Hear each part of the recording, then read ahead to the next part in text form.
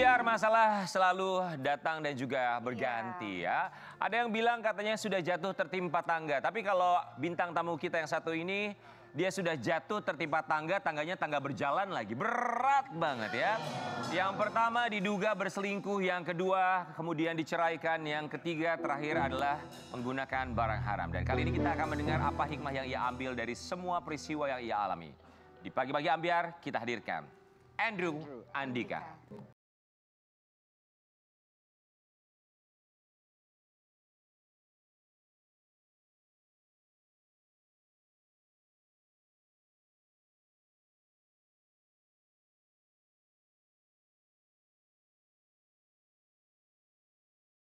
Hai.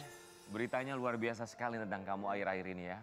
Pemberitaan yang wow, mungkin belum tentu semua orang bisa melewati ini semua. Tapi satu kalimat yang bisa merangkum apa yang kamu rasakan akhir-akhir ini apa sih? Mungkin tahun ini benar-benar tahun yang sangat berat ya buat gue ya. Tahun yang benar-benar membuat gue menjadi belajar lagi tentang hidup, reflect lagi gitu loh ke diri gue sendiri dan gue merasa kayak gue menjadi lebih dewasa di tahun ini. Andrew Andika, kami semua di sini mengucapkan terima kasih. Sudah menyempatkan waktunya datang ke sini. Welcome back. Tapi kita juga mau kasih lihat buat Sobat Ambyar. Ini dia, 3 kontroversi dari Andrew Andika akhir-akhir ini. Ini dia. Andrew Andika di Pagi-Pagi Ambyar. Satu Indonesia tahu cerita kamu. Apa yang membuat kamu berani datang ke sini? Mungkin kayaknya ini baru pertama kali juga sih ya gue datang lagi setelah semua permasalahan yang gue alamin dan gue rasa gue butuh sedikit klarifikasi juga tentang apa yang terjadi sama gue dari sisi gue juga, jadi makanya gue memberanikan diri untuk datang. Jadi apa yang terjadi? Dari yang mana nih? Dari yang kamu ditangkap pihak kepolisian, karena kita tahu kalau masalah dugaan perselingkuhan kemudian juga perceraian diajukan oleh Tengku Dewi itu pernah kita bahas di sini. Nanti akan kita bahas kembali. Tapi dari kasus terakhir yang kamu diamankan pihak kepolisian, apa yang sebenarnya terjadi? Kenapa sampai pada kasus yang terakhir gitu?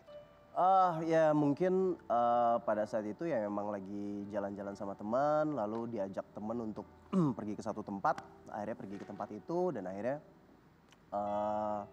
kita melakukan ekstasi. Abis itu ya udah nggak lama pulang dari situ tiba-tiba ditangkap sama polisi. Kenapa kamu memutuskan mau having fun dengan barang haram itu? Karena mungkin memang apa ya, setelah semua yang udah dilaluin juga gitu, jadi ngerasa kayak butuh sedikit bisa dibilang apa ya, kayak pengen melepaskan diri gitu loh. Tapi memang karena pergaulan dan karena teman-teman akhirnya ke jalur yang salah. Lagi gitu ya.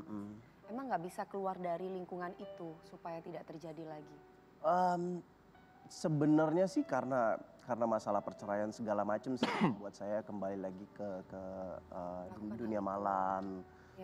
Akhirnya bergaul dengan teman-teman yang seperti itu lagi gitu. Tapi setelah semua udah dilaluin dan dilewatin ya memang itu jalan yang salah dan aku juga udah nyesel dan aku ngerasa itu bukan jawaban yang benar buat aku. Berarti ada penyesalan gitu? Iya. Penyesalan itu apakah ingin berubah menjadi lebih baik dan bagaimana caranya untuk mempertahankan rumah tangga ini kembali utuh? Mungkin dari penyesalan itu lebih ke apa ya, maksudnya Diri sendiri atau ke rumah tangga? lebih ke diri sendiri dulu sih, kayak berusaha untuk memperbaiki diri sendiri dan berusaha untuk menjadi lebih baik lagi sih. Intinya itu dulu sih, kayak segala sesuatunya aku mau berubah juga karena harus dari diri aku sendiri. Pasti, semua orang tempat yang salah pasti pernah melakukan kesalahan. Tapi bagaimana mereka bisa belajar dari kesalahan itu sendiri. Tapi penyesalan jelas pasti ada. Penyesalan terbesar yang kamu rasakan dari ketiga peristiwa ini?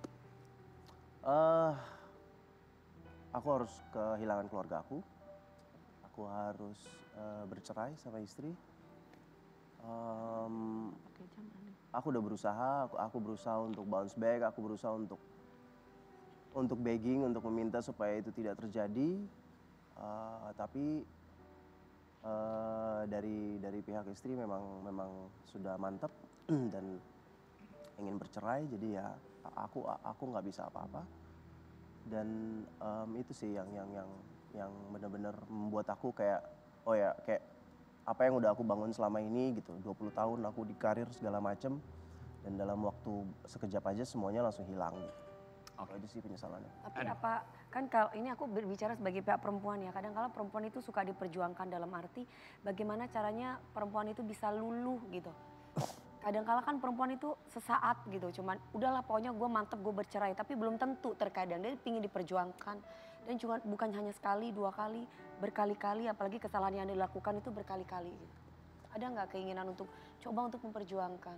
Pasti itu selalu ada. Aku berusaha tetap selalu untuk memperjuangkan. Tapi ya di sini bolanya bukan ada di aku gitu loh. Tapi bolanya ada di istri aku yang sudah menentukan pilihannya. Aku udah berusaha beberapa kali juga dan memang setelah semua peristiwa yang terjadi ya mungkin memantapkan dia untuk tetap bercerai. Oke. Andrew, kita mau kasih lihat ada satu fakta. Kemarin pun ketika Tengku Dewi hadir di sini, ia pun menceritakan tentang yang satu ini. Nanti kamu boleh cerita. Tengku Dewi ungkap Andrew Andika ditangkap polisi saat bersama dengan anak. Kronologisnya saat itu kamu di rumah, betul? Iya. Ceritanya gimana? Saya lagi di rumah, saya tidur. Saya melakukan kegiatan seperti biasa, saya antar anak saya sekolah. Terus sekitar sorean lah mungkin jam 3, jam 4, jam 5. Tiba-tiba ada yang datang ke rumah dan mereka minta untuk tes urin pada saat itu. Karena ini pertama kali banget buat saya, jadinya saya nggak tahu harus bagaimana gitu loh. Apakah saya harus menolak mereka atau bagaimana, prosesnya seperti apa. Akhirnya ya udah saya jalanin dan betul saja ya tes urinnya positif. Lalu mereka menggeledah rumah segala macam. Mereka tidak menemukan barang bukti apapun. Akhirnya ya udah saya langsung dibawa ke kantor polisi. Oke. Pas polisi datang itu berarti udah berasa ya, wah ini gue salah nih. Betul ya udah. Ada kayak gitu ya? Anak kamu responnya seperti apa saat itu? Dia langsung dibawa ke rumah satu lagi. Jadi nggak lama pas sudah rame-rame di rumah, langsung ke rumah satu lagi yang nggak jauh beda klaster aja. Akhirnya dibawa ke situ. Apa dalam pikiran kamu ketika sedang berada di rumah bersama dengan anak, mengasuh anak, tiba-tiba datang pihak kepolisian? Ya aku ngerasa kalau aku udah gagal sebagai ayah juga. Aku udah ngerasa kalau apa ya, di situ ada mama juga.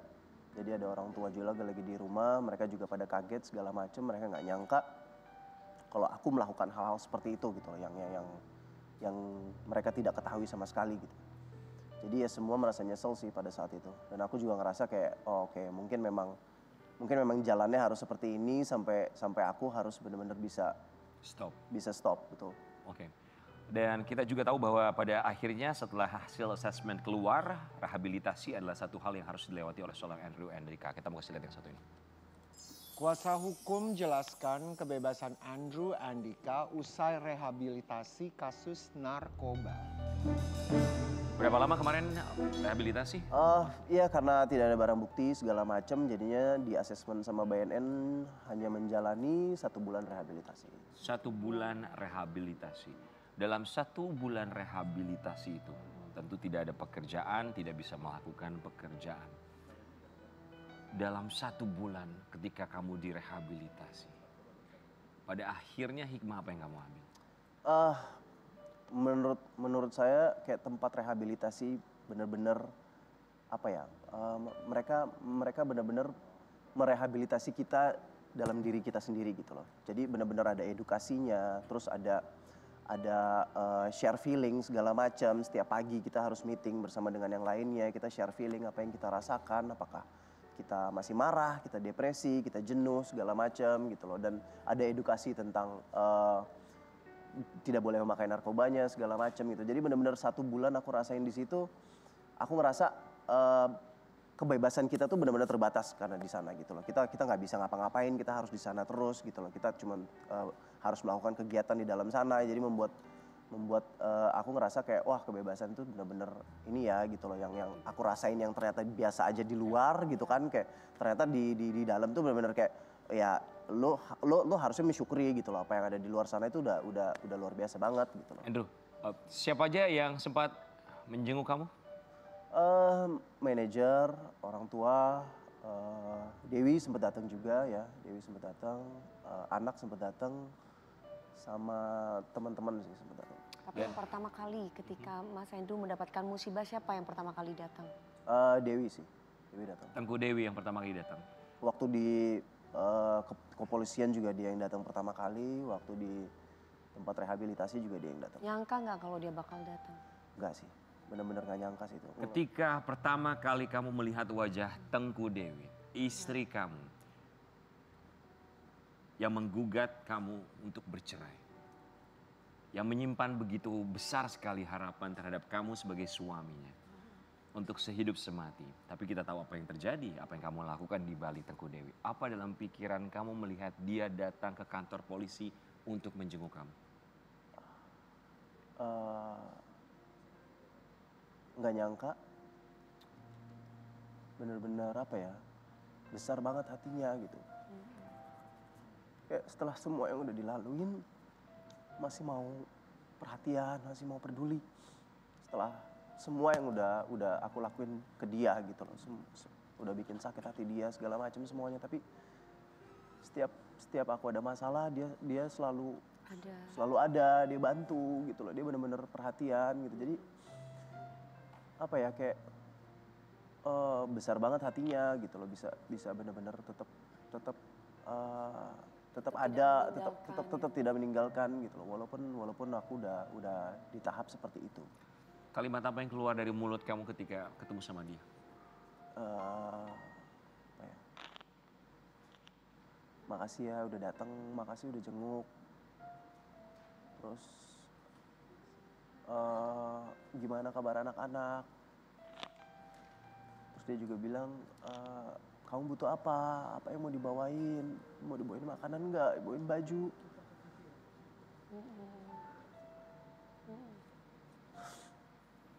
Jadi ya apa ya, kayak... Andrew, sorry, kamu pernah kebayang gak? Perempuan yang mencintai kamu, kemudian dia merasa bahwa hatinya tersakiti, tapi dia masih berbesar hati untuk datang menjenguk kamu. Bahkan dialah yang menandatangani berkas. Ya, Sampai akhirnya kamu bisa keluar. that's right. Pernahkah terbayang begitu hancurnya hatinya, tapi ia tetap berada di samping kamu? Ya makanya aku ngerasa kok kayaknya aku nggak bersyukur sama sekali gitu loh. Aku sama dia, aku ngerasa apa yang udah terjadi sama aku tuh dia masih tetap ada gitu loh. Jadi ya apa ya, kayak justru aku yang sakit hati, aku yang sedih gitu. Aku ngerasa kok bisa ada orang kayak gini yang benar-benar tetap perhatian, tetap care segala macem. Ngerasa kok aku selalu nyakitin hati dia. Aku nggak bersyukur gitu. Kebayang nggak sih Mas, kalau suatu saat ternyata Tuhan tidak memberikan lagi wanita setulus ini? Iya sih pasti kebayang. Do you still love her?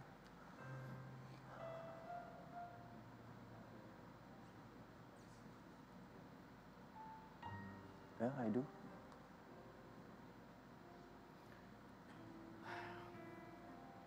Kita juga mau kasih lihat, ini ada satu statement dari Tengku Dewi. Ya. Kamu masih mencintai dia, tapi kita tahu bahwa persidangan perceraian dalam hitungan hari akan kembali digelar. Ya. Ini dia. Tanggapan kamu? Ya ini sih ya, aku yakin itu pilihannya dia. Dia udah cukup juga berkorban untuk aku, dan udah cukup juga dia sakit hatinya, dan aku yakin dia juga berhak untuk mendapatkan seseorang yang bisa bikin dia bahagia. Kenapa nggak Mas aja yang bikin dia bahagia? Aku udah coba, aku udah berusaha, tapi aku nggak tahu dia masih bakalan terima atau enggak. Andrew, kita akan menghargai sekali Andrew ada di sini. Dengan tadi ungkapan dari Tengku Dewi.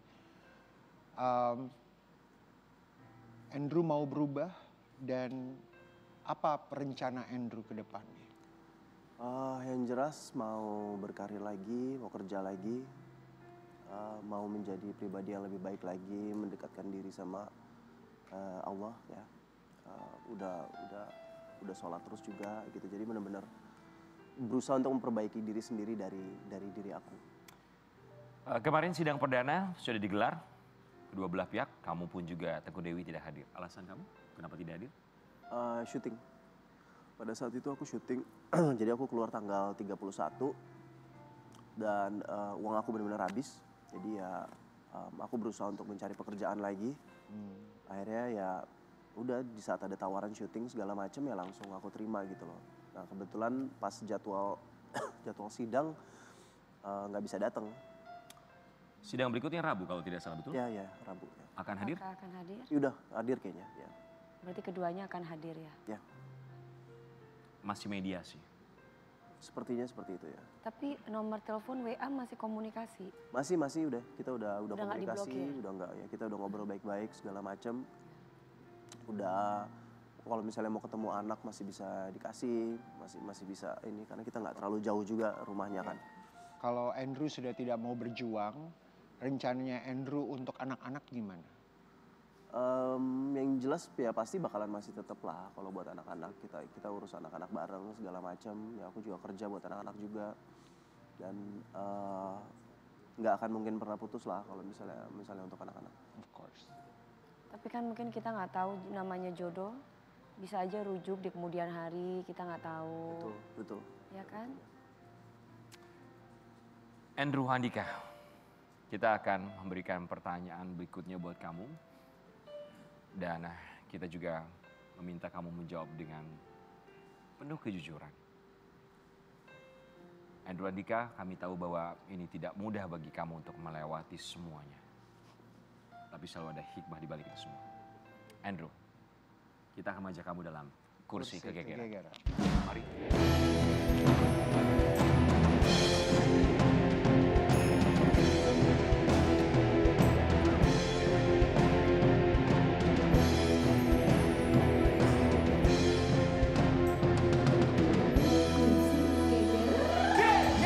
Baik, Andrew Handika dalam kursi kegegeran. Apa ketakutan Mas Andrew jika nanti resmi bercerai dengan Tengku Dewi? Bahwa Dewi akan pindah dan jauh, aku bakalan jauh sama anak-anak. Jauh sama anak-anak. Itu ketakutannya ya. Takutannya, oke, next. Baik, jika harus memilih antara menyelamatkan karir dan rumah tangga, apa yang paling kamu utamakan? Rumah tangga sih pasti. Rumah tangga. Kamu lebih memilih untuk menyelamatkan rumah tangga dibandingkan karir. Oke, baik. Apa yang ingin kamu sampaikan kepada Tengku Dewi dan anak-anak?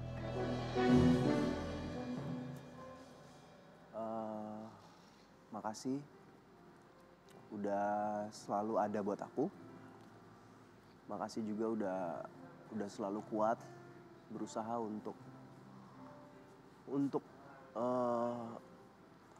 kuat dalam segala hal. Makasih udah jadi wanita yang sangat baik. Aku mau minta maaf karena apa yang udah aku lakukan itu bikin kamu sakit hati, bikin kamu nangis. Aku minta maaf. Kami yakin bahwa kamu sudah berkali-kali meminta maaf kepada Tengku Dewi dan juga kepada anak-anak. Tapi manusia itu kadang suka lupa untuk minta maaf sama dirinya sendiri. Apa yang ingin kamu sampaikan untuk diri kamu sendiri, Andrew Handika? Andrew bounce back lagi, jadi pribadi yang lebih baik lagi. Udah bukan anak kecil yang bisa melakukan apa aja, bisa ini tanpa mikir. Jadi ya udah harus jadi lebih dewasa lagi. Dan apa ya, mungkin ya jadi pribadi yang lebih baik lagi lah. Apakah kamu memaafkan diri kamu sendiri?